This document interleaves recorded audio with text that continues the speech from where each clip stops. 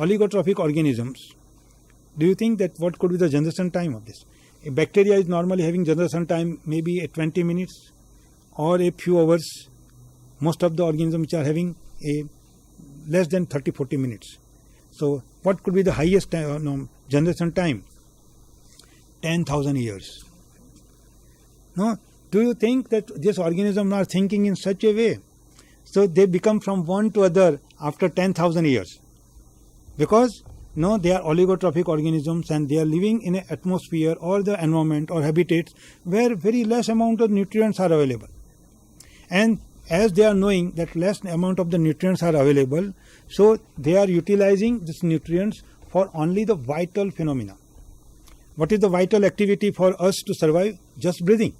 So if you want to survive for a very long time, and if the nutrients are there, then you have to use only that energy for breathing purpose. You should not move.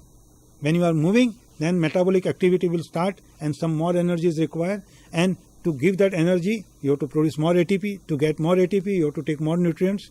So, and this type of organism, they are known as endolithic organisms. So once again, this terminology you have to use a organism which are living at a low nutrients.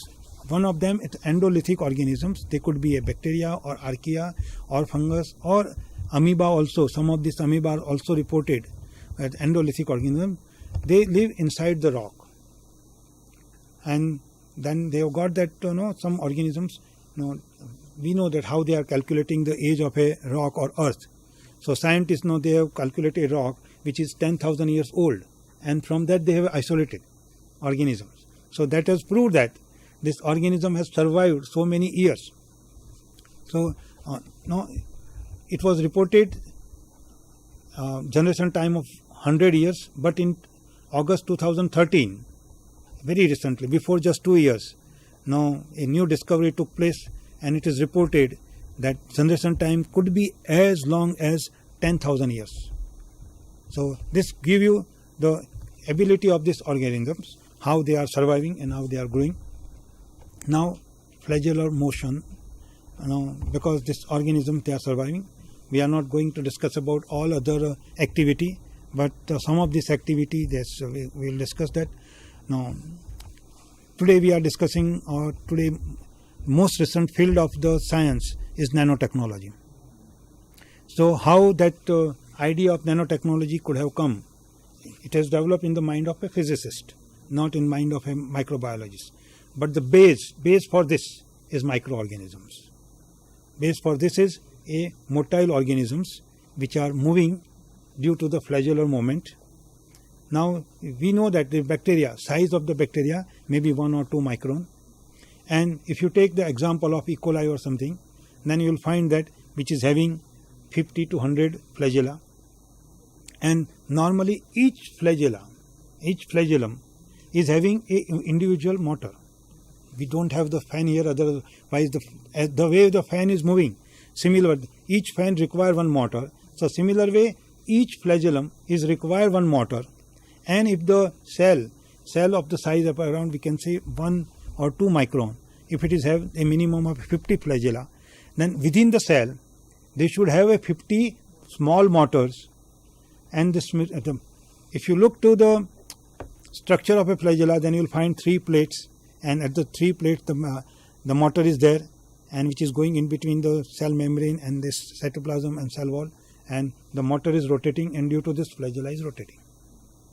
So all this structure, motor and 3 plates and everything into 50. So it will go in terms of a more than 100 or something. And more than 100, this type of the things are present in less than a micro, 1 micron or 2 micron size. And that's why the other source of this nanotechnology may be female. They are doing the lipsticks, the types of the lipsticks you are selecting. No?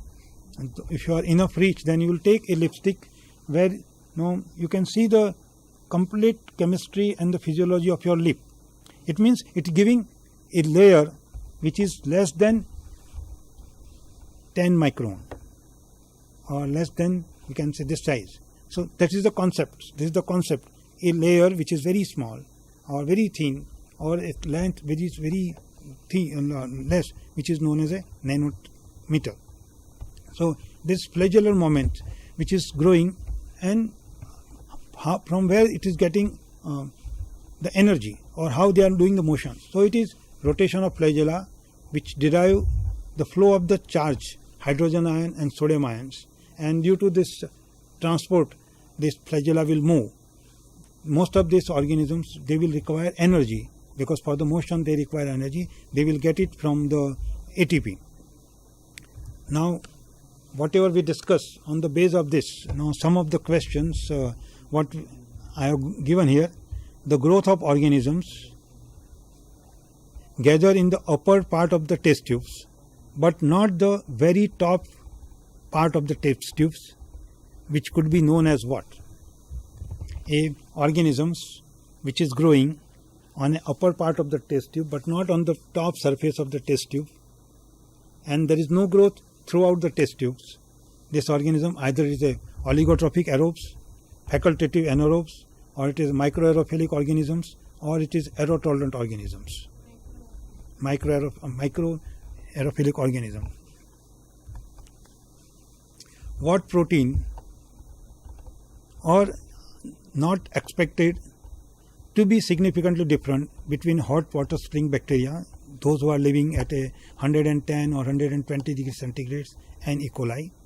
Option could be number of the cysteine which is present in a protein, number of the methionine which is present in the protein, molecular weight of the protein, either it is low molecular weight or the high molecular weight, or the GC richness, high GC, low GC, either it is 30% GC content or 60% GC content, or richness of a saturated fatty acid which is present in the plasma membrane. Out of this, either the 1 and 5 are correct, or 2 and 3 are correct, or 3 and 4 are correct, or 1 and 4 are correct. Now I thought it is interactions, so I have marked whichever the correct answer. Otherwise nobody will answer, then think that whatever the lecture we have taken, it is not understood. So number of the methionine present in a protein and molecular weight of the protein, which is mainly difference between in case of the thermophilic organisms and mesophilic organisms. Now this is once again also in terms of a temperatures. Characteristics of a psychrotrophic organisms.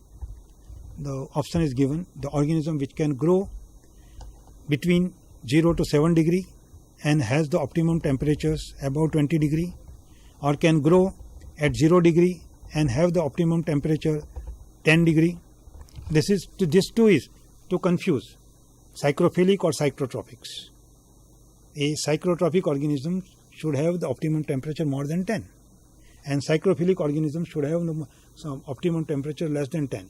So this thing we have to remember at the time of preparations. We have to remember and have the optimum temperature between 20 to 45 or 35, whatever it may be, or can grow at a 55. A similar way we can prepare any MCQ depending upon whatever each slides. Now that's why I have given a particular definitions and particular group of organisms. So by giving the option, we cannot have more MCQ here, because then all the followings may be method for the inhibition of microbial growth by antibiotic except. This is based on the general knowledge. Now we have not discussed the nutrient part and the inhibition of these organisms, but antibiotics which disrupt the cell wall synthesis, antibiotic which interfere with the cell membrane functions, or antibiotic which prevent the release of energy from ATP. Antibiotics inhibit the synthesis of protein. So why I selected this topic, this particular MCQ is, you have to read twice. Many times, we read and we try to read only the positive things, but a negative word which is given, all the following may be method for the inhibition of the microbial growth by antibiotic except. So sometime, for this type of the examinations, they will put that one word, so the meaning becoming completely opposite, and accordingly you have to think. So which are not the process which is adopted here, but which is, so here the third one, antibiotic which prevent the release of energy from ATP. which is not inhibiting the organisms. The rotatory motions of a bacterial flagellum is driven by energy obtained through the hydrolysis of ATP. Now, if we look to the last video, I said that flagellar motions require, they get energy from ATP, but it is not the cause for the rotatory motion. Rotatory motion is either potassium or sodium ions or hydrogen ions which is going. So, it is a transmembrane electrochemical potential linked to the proton pumping, which is responsible for the motion, particular rotatory motions of a flagellums, and not the direct uptake extracellular material, not the concentration gradient of nutrients. This what we have discussed regarding this topic. The growth, as we have started a little bit late, so we cannot finish growth. So growth we can discuss on the next time.